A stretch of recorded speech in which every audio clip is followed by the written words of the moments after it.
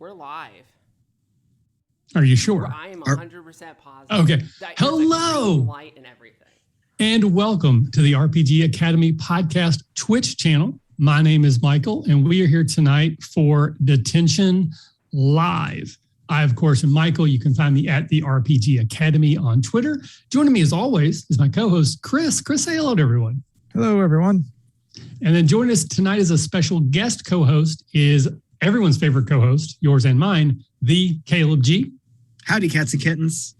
And then our fourth, which is currently invisible, is Tom. Tom is also joining us tonight as a special guest co-host. He's currently dealing with some kids stuff, but he will be jumping back onto the stream momentarily. So I don't remember. We said some jokes. We made like some sexual innuendo before, but we're just going to skip over all that. How the heck is everybody? Yeah, tired. Me too. I understand that. So we got the Foxblade and Remy both in chat already. Thank you both for hanging out with us. Really appreciate you being here tonight. So we're going to start off the show as we always do with extracurricular. This is where we just talk about stuff that we've been up to recently. It can be books we've been reading, TV shows, movies, music, writing, just really whatever you're willing to share with strangers on the internet. So Chris, I'll start with you. What you been up to, buddy? Mostly getting ready for my son's open house. He graduated last week, and this week we're doing his open house. Fun.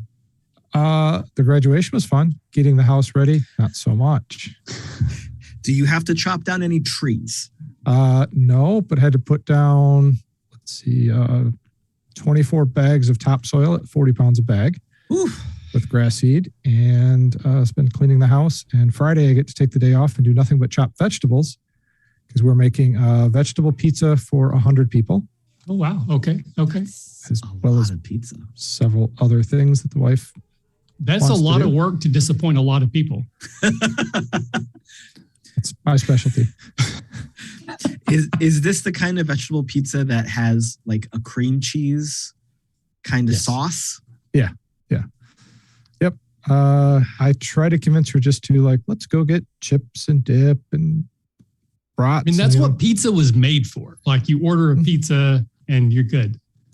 Yeah. Nope. She doesn't want to do that. She's been. You know what? Her prerogative. So Skip Trip is joining us as well as GM Crunch. That's me. It seems like that would be, I was like, that sounds like a Caleb. So yeah, weird. So anyways, so again, I'm sorry I got distracted. I'm easily distracted these days. So a lot of going on with the kid. Anything fun going on? I have watched the first, 3 episodes of Obi-Wan. Obi Kenobi. Yep. We'll talk about that later, I'm sure. Otherwise, not a ton of fun stuff. Just working a lot and coming home and getting the house ready. Completely understand. So what about you, Caleb? What have you been up to lately, buddy? So been talking a lot about this old show called Smallville. It seems like I have the same conversation over and over. I don't know why. Such a great show, though. So we took the week off work, and we have been working on the house. So also, what did I do? I had 2 doctor's appointments, 2 car appointments for oil changes, and it was, of course, way more than oil changes I had to get done. Yep. We've been stripping wallpaper, which sucks real bad. Mm-hmm. And then collapsing exhausted in the evening. It's super boring for a vacation. I did watch Obi-Wan, so I'm up through episode 4 of Obi-Wan. Fantastic. Been watching Owl House as it plays out on the Disney Now app before it hits Disney Plus. Also fantastic. Not a whole lot more. I'm not familiar with that one. Yeah, I've seen you and I think Chris talking about it on Discord. I don't know anything about it. Okay. So surface level, it's human kid goes to magical world. Typical young adult high fantasy. Oh, I fell through a door. Oh, there's demons everywhere and magic. And oh, I grew up reading this book that's a spinoff of Harry Potter, but not really. And then the show just explodes into a really deep very well plotted story. Like I'm talking Young Justice level plot development from episode 1, payoffs to where we are now at the end of season 2, 48 episodes later. Excellent performances, excellent animation, incredible representation of everything from sexual and gender identity to just being found family and forming relationships. Really positive messages about like honesty and finding your family and doing the right thing, more morality, ethics. And on top of that, you've got this, oh, we're in a magical world with demons and the world's going to end and we have to try to stop it. There's like hidden messages with a hidden cipher scattered throughout this thing. It is fantastic. Absolutely amazing. The first season and 3/4 is on Disney Plus. Okay. They did that weird release where we got the first half of season 2 on Disney Plus, and then they've been airing the current episodes on the Disney Channel. And then they're going to the Disney Now app if you have a cable login. But then we got like the first half of the second half of season 2 loaded to Disney Plus because of how popular the show is being. Amazing. Yeah. Apparently Foxblade is also a fan. He's shouting out Owl House as well. Maybe he might have been him who was talking about it on Discord. I remember you and someone was talking about it on Discord. I thought it was Chris N, but maybe it was him, or maybe it was also Chris N. Yeah, Chris and I have been talking about it. I think Foxblade got in on it once in a while there. It is amazing. Yeah, I'll put it on the list. I've got a few things I'm currently doing so much TV watching. It's quite sad, actually. Yeah, so what are you doing? What are you up to? So much. Well, when we leave for our vacation Friday, so I've got getting ready for that. And I'm supposed to get Action 12 Cinema back from the editor this week. I'm still waiting. It just says this week. And again, it's been delayed a couple times. I understand why. I've been talking to Tracy. I get it. But I am excited to hopefully finally have it delivered this week so I can move on to the next stage of development. I had a chance to run a play test for a podcast this Sunday, Tabletop Journeys. We had them on Detention just I guess at this point, a couple months ago.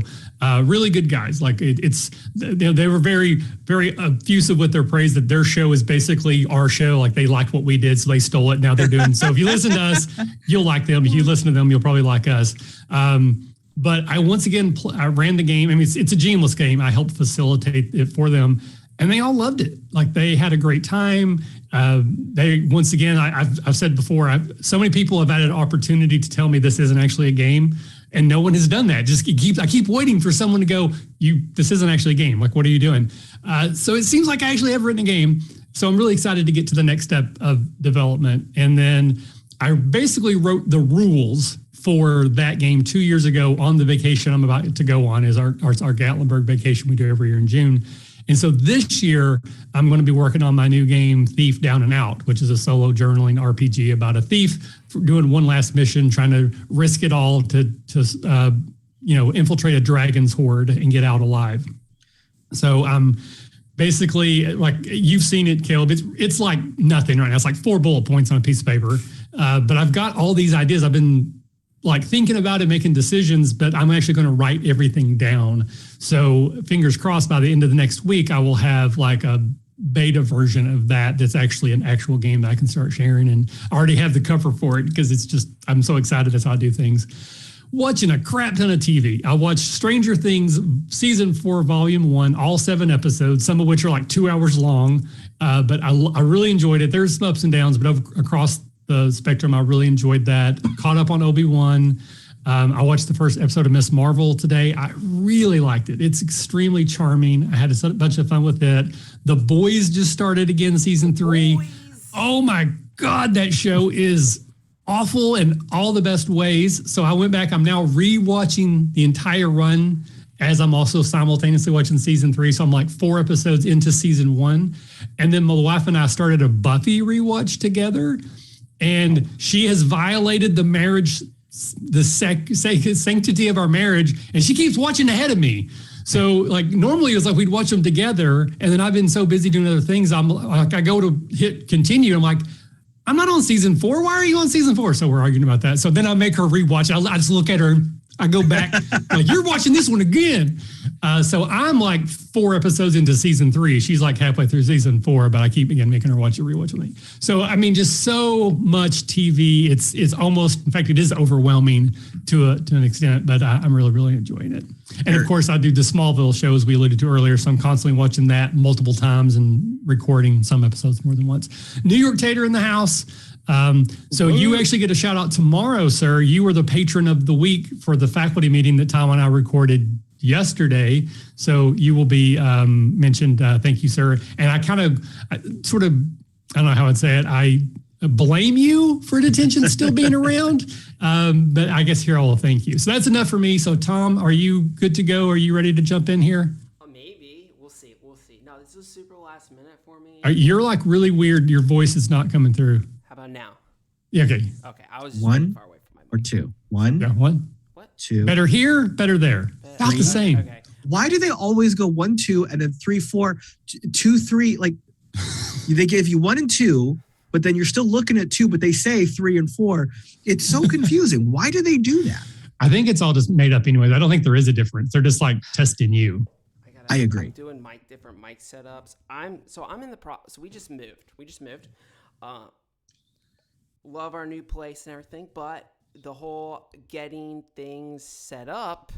Yeah, you're still really low according to the chat. Let me crank it up. There you go. How about All right. Is that Freedom Rock, dude? What's that? We'll turn it up. We'll turn it up. Okay. So I'm still trying to get all my new audio set up, office stuff set up.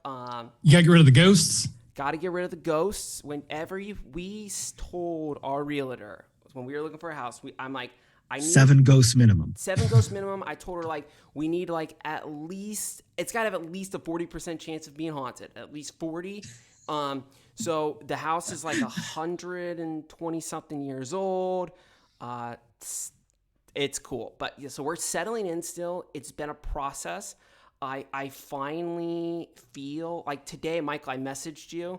I feel like I'm back because I started wading into tabletop RPG drama again today. And so you picked a good day to start back. Let me tell you. So that was like that was the waystone that was like, oh, okay. It's Tom's. I am now ready to go. I have time to do this. So, I have time to do podcasting stuff. Nice. Well, I'm happy to have you back. Again, you were on a short break for the move, and we've been trying to fit faculty meetings in and out. We haven't been doing any of our patron bonus stuff for a while. That's coming back. Yep. Caleb, again, I've already mentioned it multiple times because we recorded. This is now the 3rd time in like 3 days because I can't hit record. But it's always a pleasure to have you back. So very excited about all that. But we're going to kick things off as we always do here after Extracurricular with our first improv game, and that is 10 things. So if anyone's not familiar, we're going to take turns prompting one another in turn to come up with a list of 10 things that fit the prompt. The idea of the game is immediacy is more important than accuracy. So a fast list of 10 things is better than an accurate list of 10 things. Technically, Caleb, you are the guest tonight. So would you like to kick off this list by being prompted, or would you like to prompt someone first? I'm gonna throw it to someone. I'm gonna give the prompts. All right, you pick whoever you want. Who are you prompting, sir? Michael. Okay, that would be me. Yes, that is you. Give me a list of 10 things that if you were hypothetically going through a storage unit, you don't want to find. Dead rabbits. 1. Alive rats. 2. Giant spiders. 3. A whole bunch of little spiders made up into one big spider. 4. Asbestos. 5. Candy that's on the borderline of whether I eat it or not. 6. Black mold. 7. Green mold. 8. A mirror that sees into my soul. 9. And a body.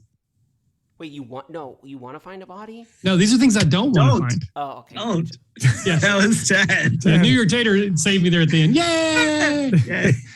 All right. So the way it's on my screen, my Zoom, so I'm going to prompt Chris, then Chris will prompt Tom, and the Tom will finish off with Caleb. All right. So Chris, give me 10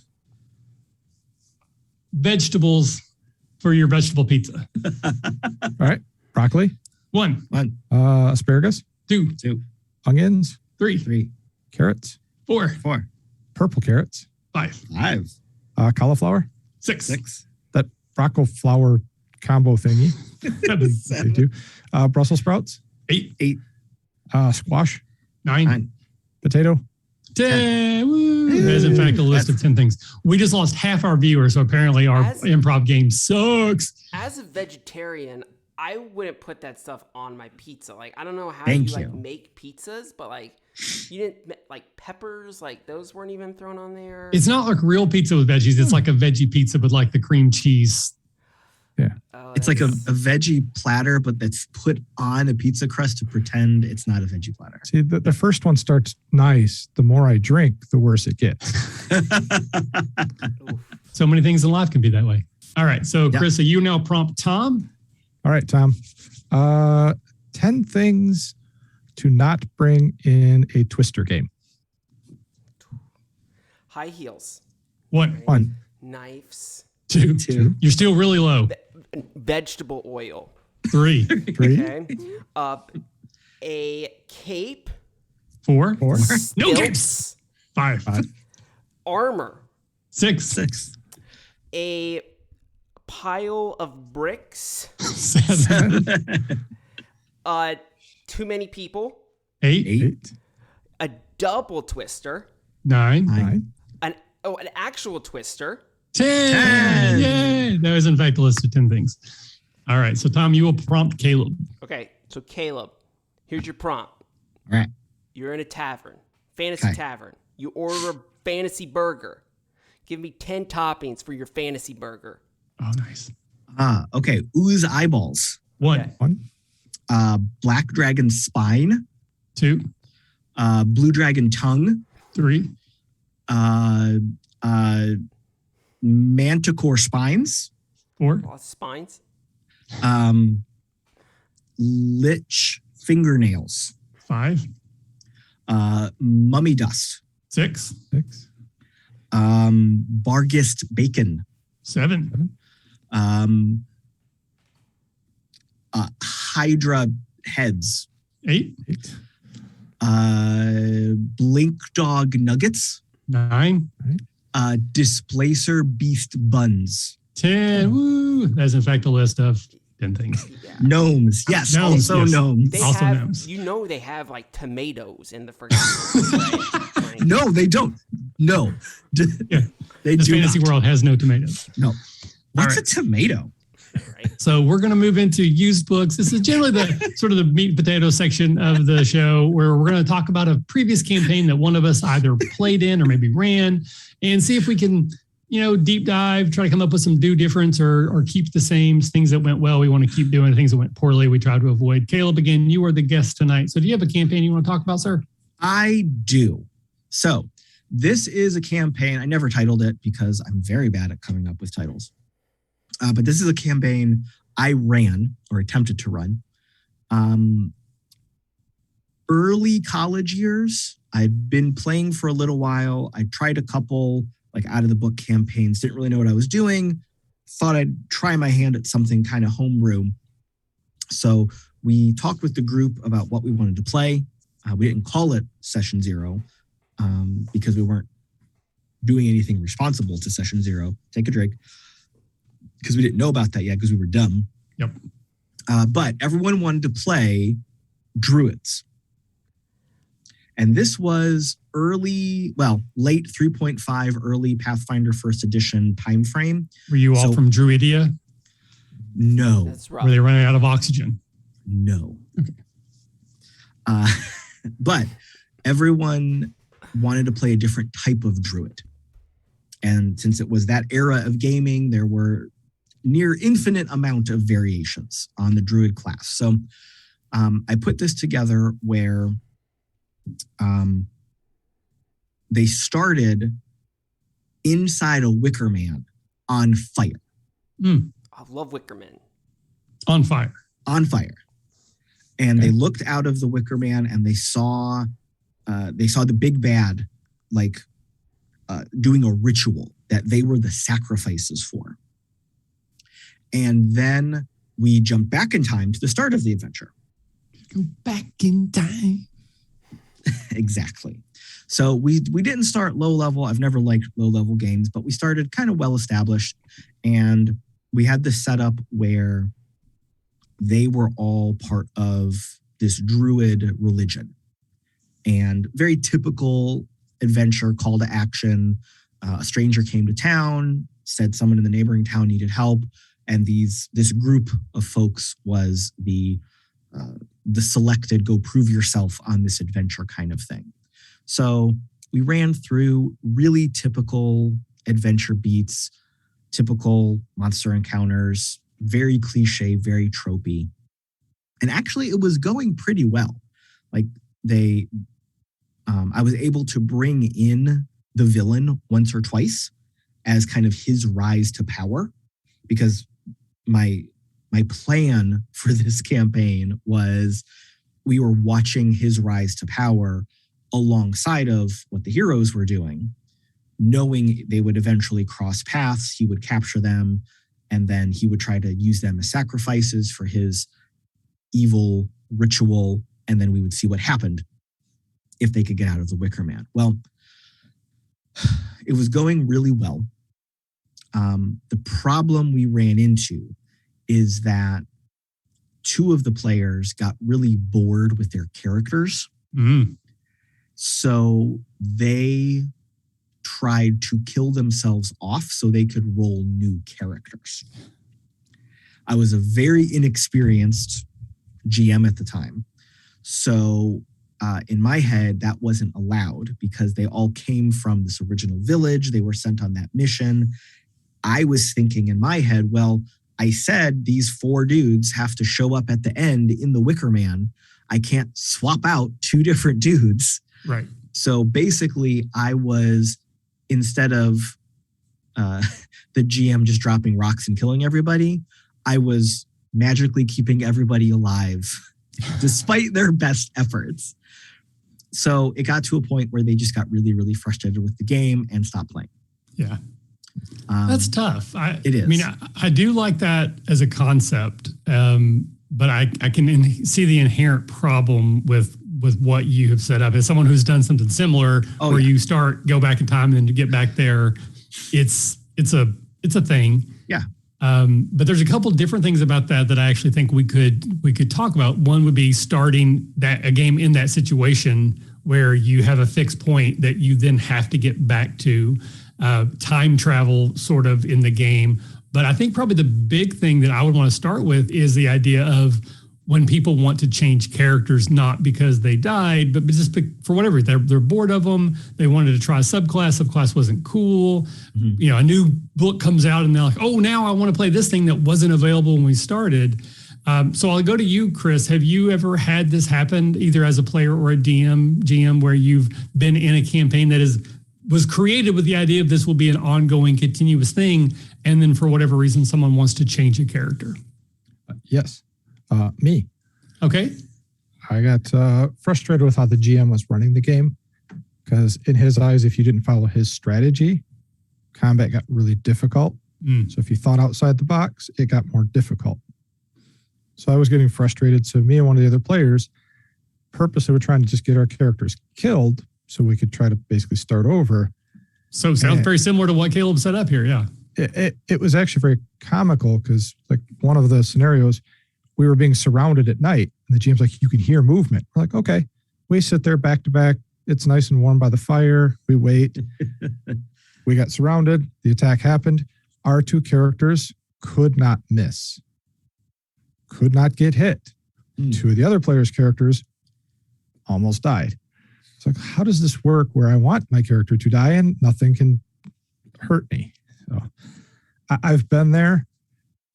You know, as a player, it's really hard to say to a friend, hey, this isn't working. because they put time and effort into it. But I think at times you have to have that hard conversation. Yeah. And hope your dice don't turn on you and mock you and not let you die. Shall taunt you a second time. Every faculty meeting we do, me and Michael try to come up with creative solutions to problems, but it's always just like, yeah, just talk to people. Just talk to somebody. Yeah. Just talk. Just talk it out. Nobody wants to do that. Yeah. So what eventually happened in that one? Did you end up talking to your friend? Did you get your character killed? What happened? No, luckily I was able to, well, not luckily, I switched positions at work and I also had to work late those nights. So fate kind of worked out for me. And then the game just fell apart because the other players basically just said, we're not really digging the story. It's more your story, not our story. You know, we kind of want to not just follow your plan. And then eventually we formed up another night and played a different game with somebody else running it, and that went a lot better. Gotcha. All right. What about you, Tom? Have you ever had this situation happen as a player or as a GM where someone's wanting to change characters midstream? No, not really. I'm trying to think like if this has happened before, and it really hasn't. I will say this: I will let my players like completely change their class. So this happened in Saltmarsh, where Jake, I can't remember exactly what he was playing right at the beginning, but he didn't really like it. So he wanted to be an arcane archer instead. And so we just like, you can be an arcane archer. You don't need to explain how you became an arcane archer. But his character had the exact same personality. Everything was the exact same. But he's now an arcane archer instead of a sorcerer or wizard or whatever it was.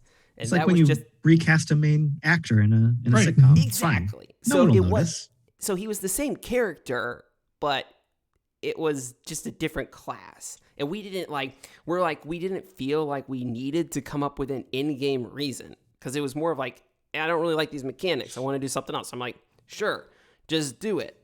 And you like your character as they are right now, so we're not going to change it. So, yeah, I think. Well, sadly, as everyone knows who listens to our show, every campaign I've ever started dies early on. So I don't think I've ever had one go long enough that someone could have gotten bored enough to change characters. But certainly at this point in my career, I'm going to be very much like Tom, like, sure, I don't care. Change your character's like background, their species, their powers, or spells. I don't care. I want my players to have fun. And if they're not having fun with the character, then I want them to change it, and it will either make up a reason why or not. You know, again, it's not like there's enough continuity that it really should matter. Though I'm also doing a lot more one-shots these days. So if you don't like your character, you wait an hour, the game will be over either way. But I guess I want to circle back to you, Caleb. So what lesson did you take from this? So let's say we want to do the same thing tomorrow. You're starting a new campaign, us three as players, and you kind of want to set this sort of like, we're going to start near the end and get back to it. I'm like, hey, I want to play a wizard. And I'm like, oh, actually, I want to play a warlock because they're better. Not true. What would you do now? What lesson did you take from that experience? Well, the lesson I took at the time was slap your friends. Yes. And it was their fault for ruining the game. What I would do now with my experience under my belt is, I mean, frankly, I would let them do it. That I wouldn't want to sacrifice the game on and make this the hill I would die on. So what I would do then is I would let them do whatever they wanted, let them be happy at the table, but then rewrite my ending. Because the lesson here is that it's not my story I'm telling, it's our story we're telling together. I just happened to tell the first part of it. And if we're talking about this, we start in the future, but then really start in the past building up to the future. Well, the future's in motion, the future's changing. I would give one of them a vision or divine inspiration, or, oh, suddenly you have a flash and you remember that future, but now it's a little bit different. Like, I would just kind of let the narration roll. I would still get to that point. Hell, maybe that character that one of you is playing that you abandoned does come back as an NPC and is still there with you. I mean, There's a zillion different ways you can do it. The key is what story do we want to tell together? Yeah, I think that's like one of the biggest questions that I think is hard to explain to someone who wants to DM for the first time and is new. And there are certainly exceptions. There are different types of games. Yeah. But I think a lot of people, myself included, when I was first drawn to wanting to be a dungeon master, was because I thought I was a good storyteller. I like to write stories. I like to create stories. And the idea that I was creating this story that the players kind of got to play through is somewhat at odds to the improv style of GMing, at least as it's evolved now. I think back in the day, it was a lot more like you're in a dungeon, go through the dungeon. Like you could do that as a DM. I get to create the entire dungeon. I get to create why the dungeon exists, who's at the end of it, and what their plans are. And the players really can't mess with that too much. They just decide which room they go through and how they overcome the obstacles. But the type of stories that I like to tell now is, political, it's relationship based, it's a lot more interactive. And that's why I talk a lot about the way I plan games is I plan the start. Like this is where you're starting. And I have no idea where we're going next. And at the end of that game, I will decide how the next game starts based off of what happened. And I don't know what's going to happen after that. And it has been a lot more fun for me. I really enjoyed that. But I absolutely was that person back in the day where I was like, you're playing my story. And if you try to get out of bounds too much, I'm going to correct you back in because I don't know what to do if you don't follow along. And I like to think that's a problem we've sort of moved the entire experience away from. But I think that was what happened to a lot of us back in those days. Yeah. One thing I will also mention, again, Dark Discovery. It was a patron-only thing. It's now on the main feed. It's one of our campaigns. I did that a lot where we would do a flashback, but it was also a much shorter time period. Like I would start off each session, like in the future, and then we would go back and everyone kind of knew we had to get back to that moment, but it's like a TV show. Like the cold open was right before the end. So we pretty much knew by the end of that session, we were going to get back to where we started. So it was a lot harder to it wasn't like we started at the end of the season and we had 15 sessions to get back there. Each session was its own little mini version of that. And I thought it worked really well. I was really happy with how that one turned out. But I kind of minimized the variance factor by doing it that way. It's very meta of you. Yes. So anything else from you, Chris? Any new thoughts, new experiences, things you'd want to try if that came up now differently than what may have happened in the past? In my situation, I would definitely talk with people, just be more honest with them and just say, hey, look, it's not my game stuff. That's what you guys want to play. Go for it. That's just not my thing. And see if everybody else felt that way too. Mm-hmm. Yeah. And I have done the flashback, like you were talking, and done that successfully. Mm. The biggest thing with that is really sitting down and just laying that out from the beginning of, hey, I have this cool little one shot. Here's where I want to start it. Here's how I kind of want to end it. How do we get from, the flashback start to the ending again? And that takes just some good buy-in from the players. Mm-hmm. And my favorite time of doing that, we actually did it in 4 acts. It was just 2 player, or me and another person. And he GM scene 1, I GM scene 2, he did 3, I did 4. Mm. So we didn't really know what to expect in the next scene because I didn't plan it. Mm-hmm. So that worked really well. But we had an end destination in mind that was kind of a shared concept. So that was what really worked really well. That's cool. Yeah. I'm not a team player enough to let that happen, Well, that's one of the things to plug my own game, Action 12 Cinema, coming soon, maybe hopefully to Kickstarter near you, is when we do the setup and we decide what type of movie story we're telling and all that kind of stuff, we create 2 locations. We create the location where the game starts and we create the location where the game is going to end. So everybody knows those 2 points in the story. So if we say, okay, we're going to start on an airplane, then everyone knows that their character has to start on this airplane because we've all agreed that's where we're going to start. And we know that it's going to end in the submerged city of Atlantis. Okay, the fun is figuring out how we get from point A to point B, but we all know where we're going to get to, but we still have freedom to go wherever and however to get to that point. But I think it does help knowing that up front. And I think that would work with like a classic D&D campaign as well. It's like, okay, we're all starting as dirt farmers in Pigtown, but at the end, you're going to be fighting the Demon Lich for the sake of the world. But let's figure out how we get there together.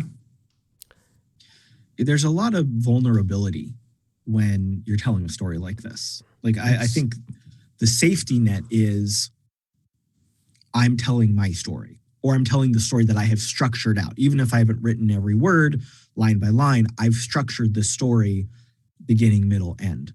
I can feel safe as a GM that I can rely on that crutch. I can rely on that foundation.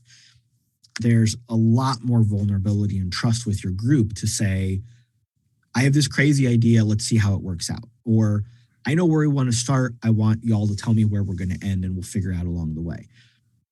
Easier to do with a group you play with all the time, a group you trust, a group you know how to play off of each other.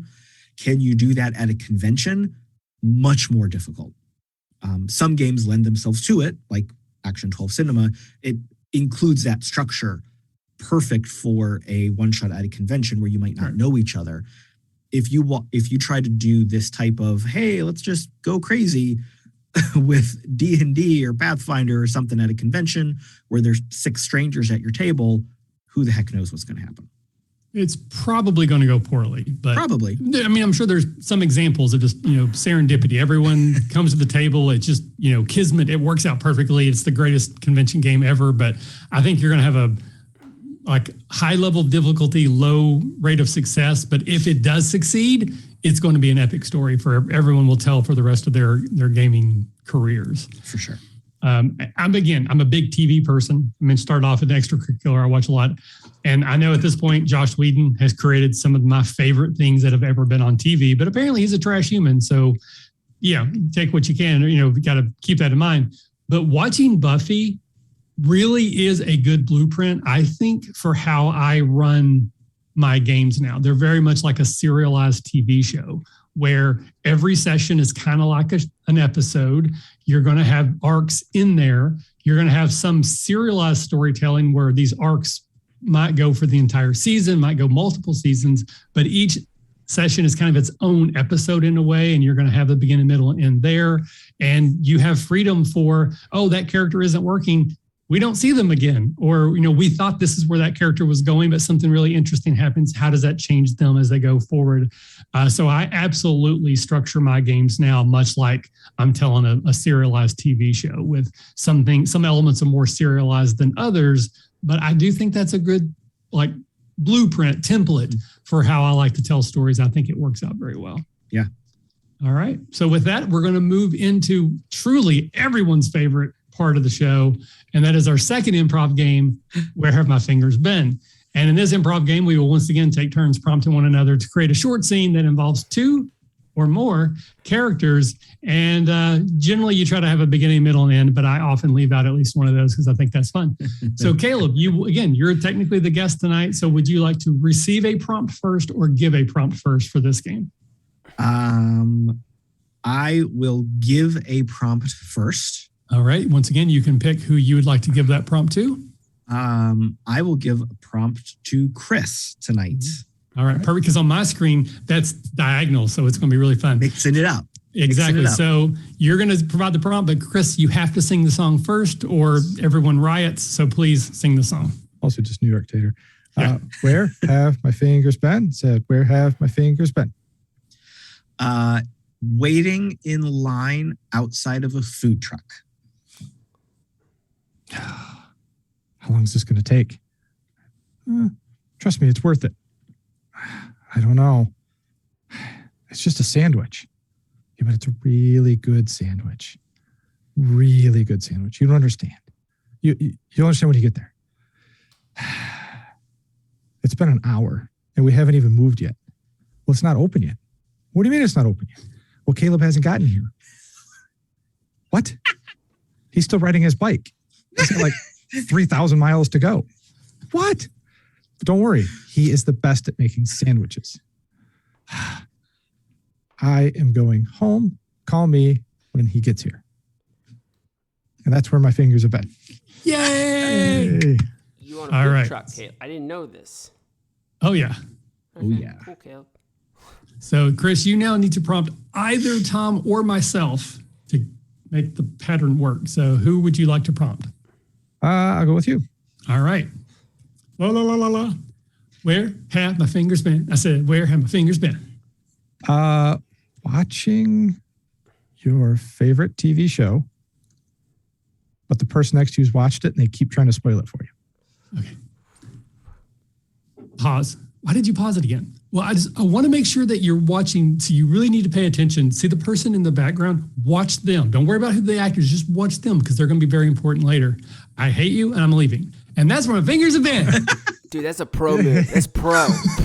Get in and out. Okay. Right. All right. So the way it works, I will now prompt Tom. Okay. You have to sing the song. Okay. So, okay. I gotta get him. So, where have my fingers been? Say, where have my fingers been? Your fingers are dirt farmers in Pigtown resisting the call to adventure. This is the day. No, it's not. It is not the day. We will never leave our mud. Wait. But we just saw Nicolas Cage in the movie Pig. And he left the pig farm to go on an adventure. But we are not Nicolas Cage. You're right. No one can be Nicolas Cage. And that's where my fingers have been. It's a good moral right there. That's right. All right. Put the bunny down. All right. So then you will finish this up by prompting Caleb. Okay. Where have my fingers been? I say, where have my fingers been? Your fingers are at the movies and trying to decide if you go see Morbius. It's Morbin time. Is this the original Morbius? No, this is the second release of Morbius. That Second happened. release. Yeah, second Okay. release.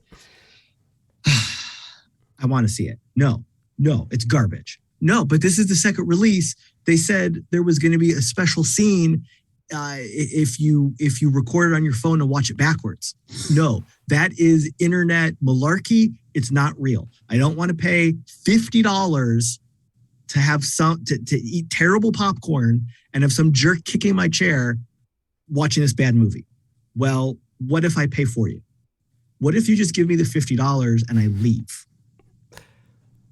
Okay, that's fair. That's where my fingers have been. Yay! Now that was three excellent examples of where my fingers been, and I also played the game. New York Tater, you're welcome.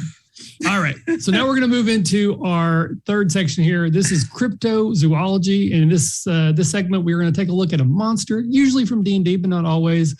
Talk about ways that maybe we have used this creature in the past, maybe brainstorm some interesting ways it could be used in the future. Caleb, again, you are technically the guest tonight, so what monster do you want us to talk about? I think we should talk about golems.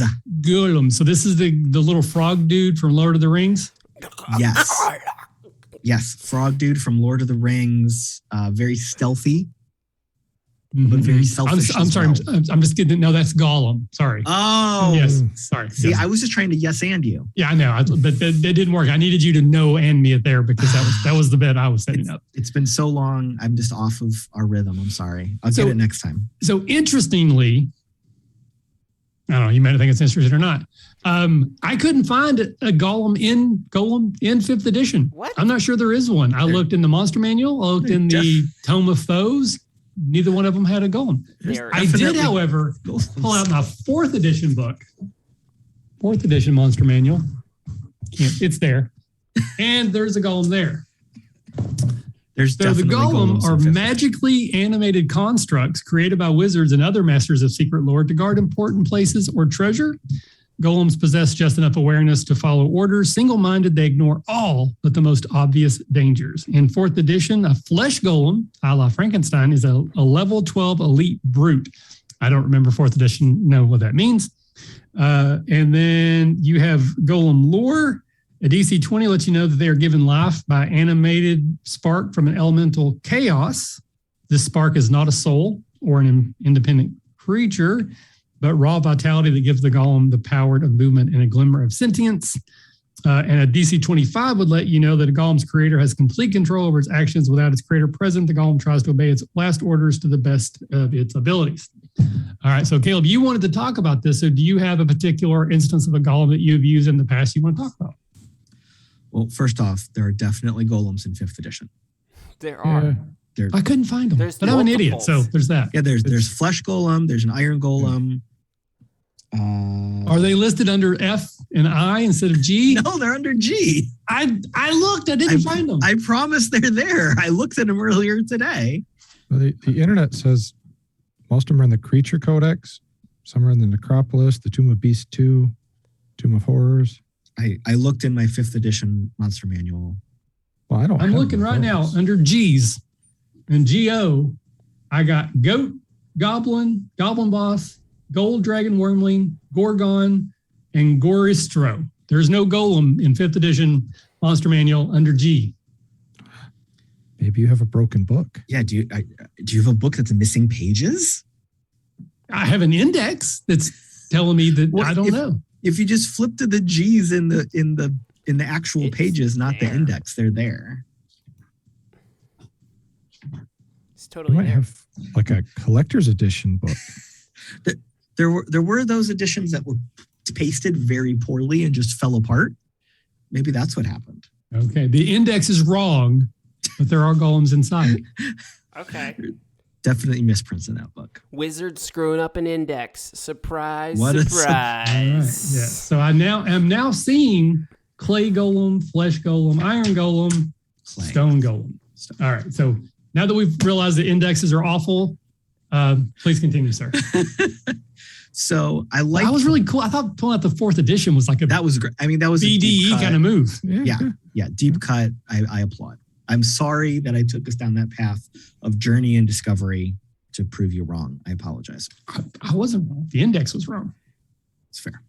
I've used golems a lot because they're monsters that don't think. And I say a lot, I'm referring to my early days as a GM because I haven't run a game for a really long time. But I always liked using golems. I liked having a lot of big bads that were just, super high level wizards or clerics or something.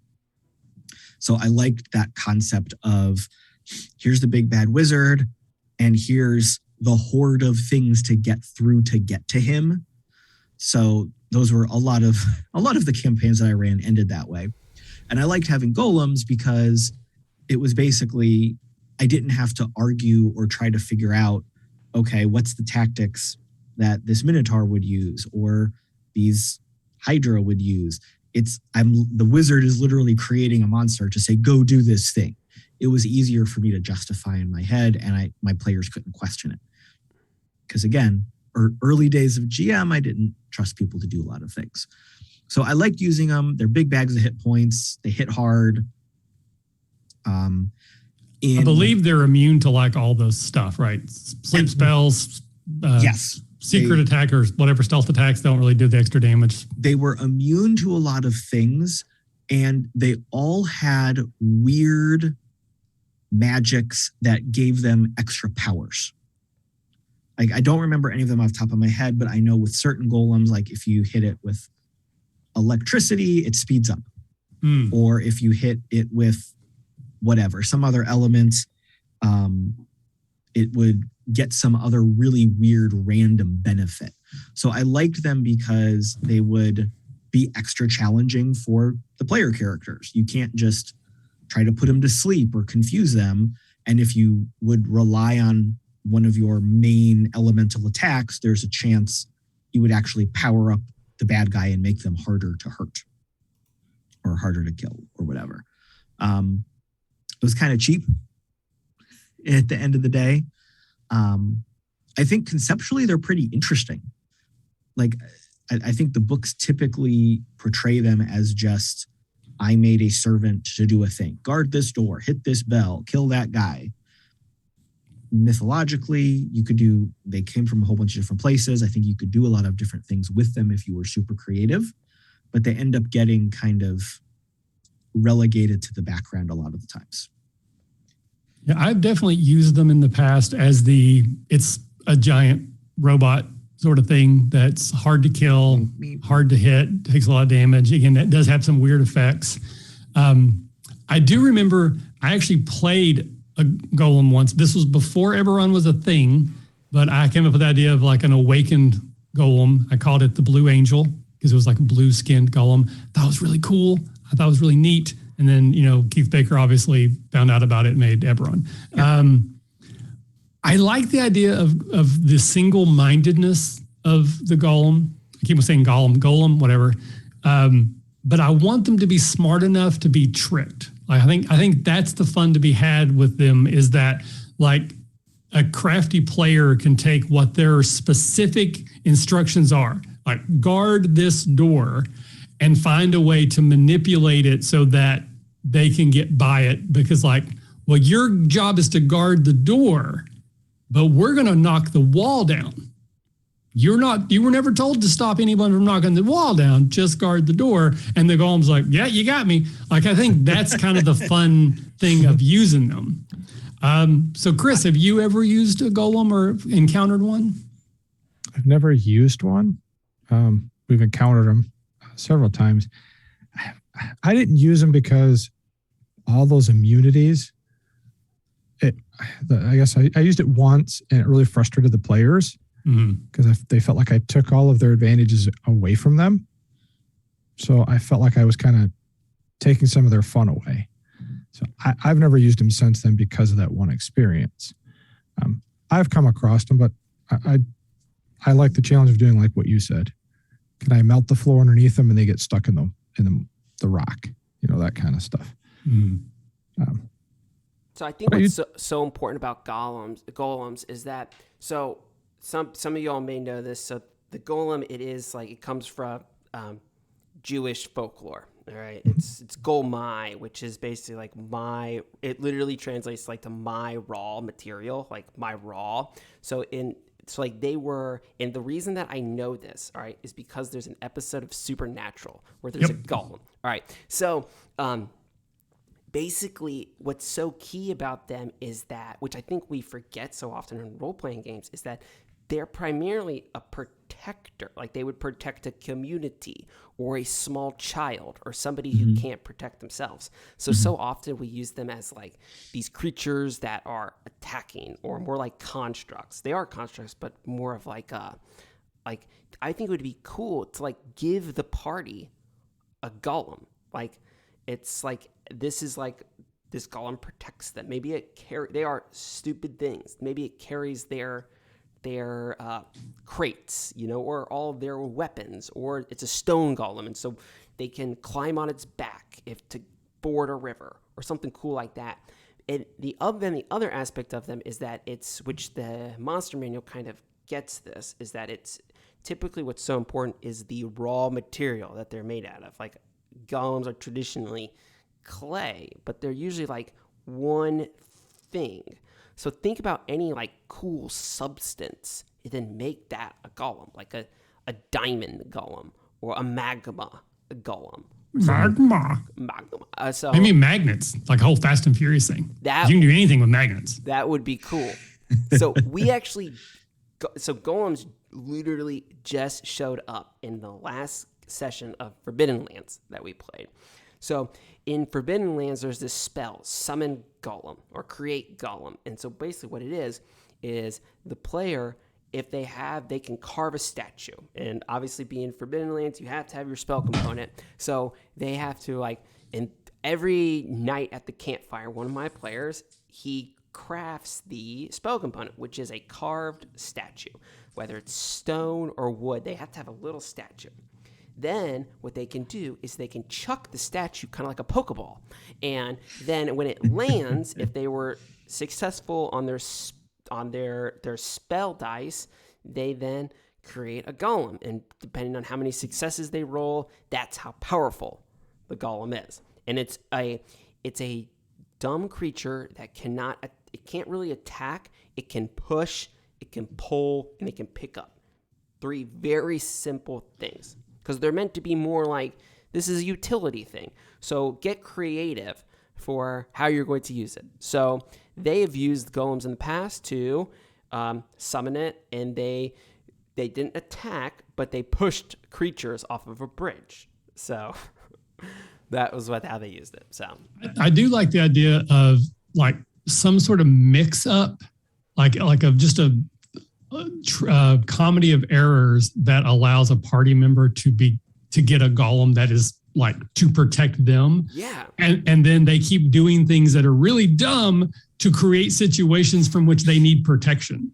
Because like that's the only way to get the golem to like help them in a fight is to do something so dumb that they are in danger, and that like activates the golem's programming to like, oh, well, now that you're about to get murdered, I guess I have to step in. And so that becomes like the game is, how do I force the golem to help me by getting in such danger that its programming kicks in?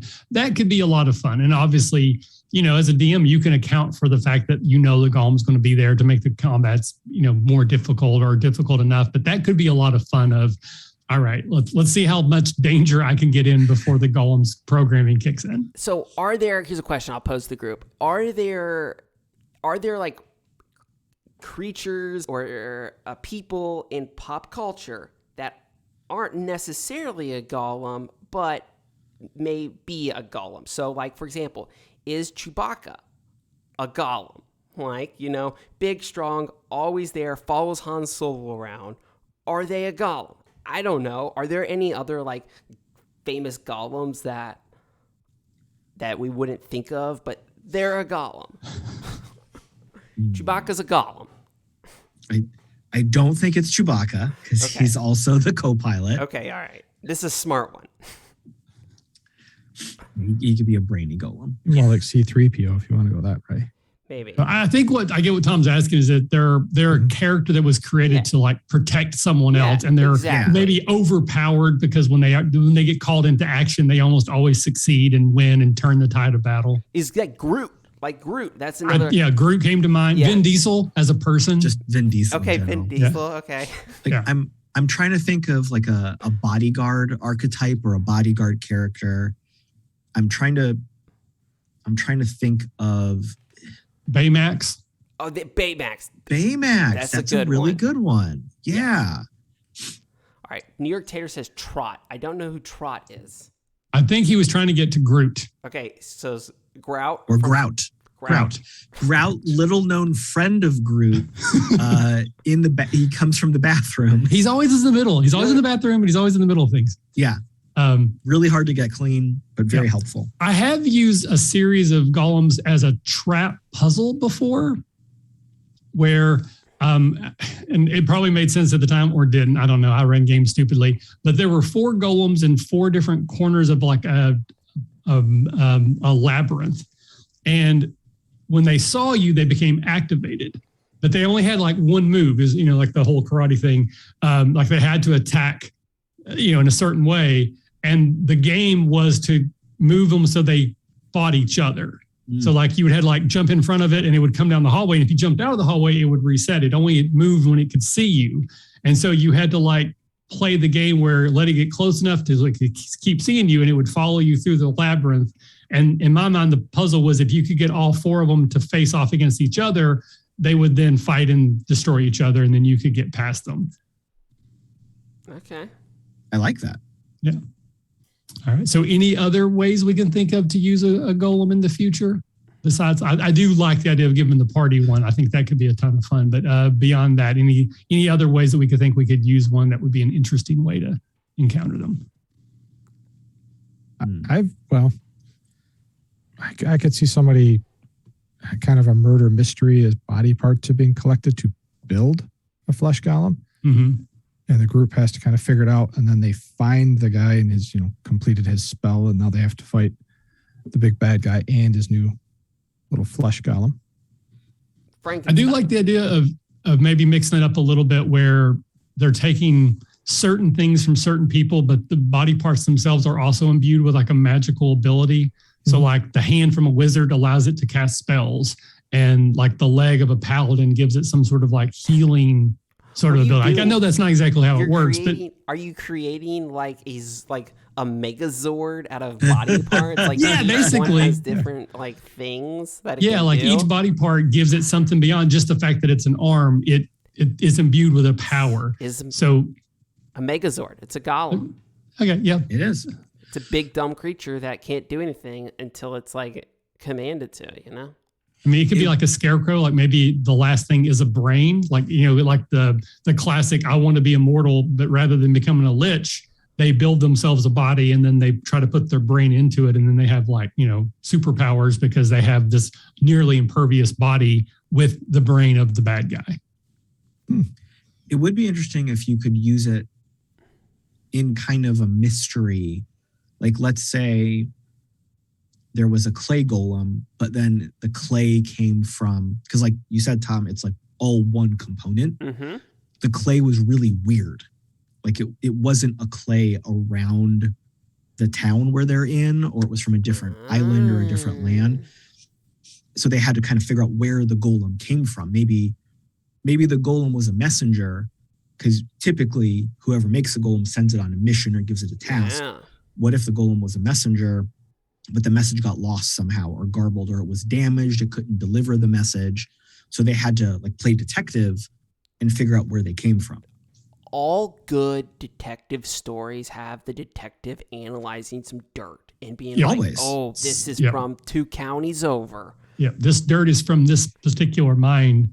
Because I kind of think in that Supernatural TV show episode, wasn't that, or maybe I'm thinking of something else, but basically a golem was like sent to do a thing. It was almost like an assassination. And that's like the golem showed up, did its job, and then like either turned back into dirt or was able to move through dirt. It had like tunneling powers or whatever. So that was like the murder mystery of who killed this person, because it couldn't have been anybody, but they're dirt in the type of a thing. So that could be again, playing with the lore a little bit type of a thing. So, yeah. All right. Well, I think we've come up with some good things here. Apparently we've sparked New York Tater to think about how they could use a golem in their campaign. So we've accomplished our job. Yeah. So we're going to move into the last segment of the show, and that's our question and answer period. So we do have a few people watching. If anyone has any questions for us individually or as a group, great. We do have reserved the right not to answer them if they're too personal, but I think it'd be kind of funny if actually I'd probably try to. But I know there's a little bit of a delay. So while we're waiting for questions to possibly pop in, we'll go around and let everybody know once again where they can find us. So Chris, where can people find you on the internet if they want to come hang out with you? Twitter is the easiest way to find me, Burlew_Chris. Otherwise, you can still catch me on the Redemption podcast. Taking a little break for the summer, but we'll be back for our last season after the summer. The end of an era. Or error, depending on how you do it. Tom, where can people find you? You can find me on Twitter. You can find me at BezCarTom. That's Mandalorian Metal Tom on Twitter. That's it. And I'm back like full swing. Like I was telling you at lunch today, I was getting into it. So, yeah. All right. And then Caleb, what about you? Where can people find you on the interwebs? You can find me on the socials at the Caleb G. You can also hear me over on Chaos Incorporated. That is the Identico actual play. We are in a mid-season break, but we will be coming back within a month or so for season 2 of Chaos Incorporated, twitch.tv/Identico, as well as all of their YouTube stuff. You can also see some of the gaming resources and games that I'm creating for charity over at point5past.org, on the socials at P5Past, P5Past. We are a Star Wars inspired creative team making games and gaming resources, soon to be adding to that list fiction and podcasts, written fiction and audio podcasts, as opposed to written podcasts. I don't know why I said it that way. My favorite form of podcast. A written podcast. It's just a transcript. Is it a book? No, it's not. It's a written podcast. Oh, okay. I'm going to invent a new genre. All So right. we are putting this stuff together, putting it out for free, just like we always do, but we are asking if you like anything we do, you may choose to support a charity that we are supporting right now. We are working with Pelotonia, a cancer research. So if you go to our site, you'll see the link to donate to Pelotonia directly. If you like what we do, throw them $5, fight some cancer, and we will keep making games and podcasts and written podcasts. And I will be I will be riding my bike in Columbus in the heat of August for cancer research. So that is what we are doing. Fantastic. As for myself, of course, you can find me at the RPG Academy on Twitter. I'm often on our Discord. It is truly my favorite corner of the internet. It's just lovely people talking about nerdy stuff. So I love hanging out there. It's an open community. Anyone can join, but you do have to ask. You can't just join. It's closed, but it's a closed open community. You know what I mean? So if you're interested in joining, you're not already there, let me know. I'll send you the link. It's a really fun, cool place to be. I will quickly talk about or promote our new streaming show called The Sample Adventures. The streaming did not work the first time. Did work pretty well the second. We're still working on, my internet's terrible. So we did a sample adventure of the Star Wars Force and Destiny box set. We did a sample adventure of Temples and Tombs, which is like a Romance in the Stone, Indiana Jones style pulp action. I'm still like kicking myself that I was not paying attention to the Excel spreadsheet and missed that this was on the list. Yep. And Christopher was actually running the game. Yep, we had the designer himself run the game. It was a lot of fun. That one is currently still on Twitch. You can go back and watch it. There'll be an audio only version coming out. The next one on the list is the Alien RPG that Big Al is going to run for us. Tom is going to run a Forbidden Lands one. I'm working on a Fantasy Age one. So we've got like 40 or 50 different games that we're going to be doing one-shot streams of coming out in the future. It's very, very cool. So we don't have any questions that came in, but we do have one question that we ask kind of everybody, and it's been a while, Caleb. I don't know if I've ever asked you this. I don't remember, so I'm going to ask you now. Imagine you are an action figure, or did I ask you this because you were on Detention like 2 weeks ago? Did we ask you then? You asked me. Tom, I don't think we've asked Tom, so we'll go to him then. You're an action figure, Tom. What are the 3 accessories that come in your package? Ooh, okay. A coffee cup, for sure. A good coffee cup. The other accessory is a sword, because I feel like I would be a really good action figure, and all good action figures come with a sword, not like a gun. Nobody wants an action figure with a gun, okay? And then the other accessory that I would have is a... Ooh, okay. Also, good action figures have multiple heads you can put on. I would have a regular head, and then I would have a mustache head. So you can decide which. Not just a mustache, like different heads. Yeah, like different heads. Like, wow, wouldn't it be just like a mustache you put on? It would be like, oh, I want to put this wouldn't have like, if you've ever had any anime figures, they usually come with like a rage face. Like, this would be a regular face and a mustache face. There you go. Those are good accessories. Yeah. Those are definitely, yeah. I would pay extra for those. Cool. Primo one. All right. So no other questions came in, so we'll call the show there. Thank you, everyone, for hanging out with us tonight. We appreciate it. Thank you, Chris, Tom, and Caleb, for being on the show. Before we go, I do like to remind everybody that part of our show notes going forward on every episode that I can remember to do this, we do have links to the Trevor Project, to the text crisis line, and then also to the National Suicide Prevention Hotline. So if you or someone you know is having some difficulty and those resources would be important to you, we're trying to make them as available as we can to people who might need them. And then, of course, we always say before we sign off, if you're having fun, you're doing it right. Thank you all, and we'll see you next time. Bye-bye.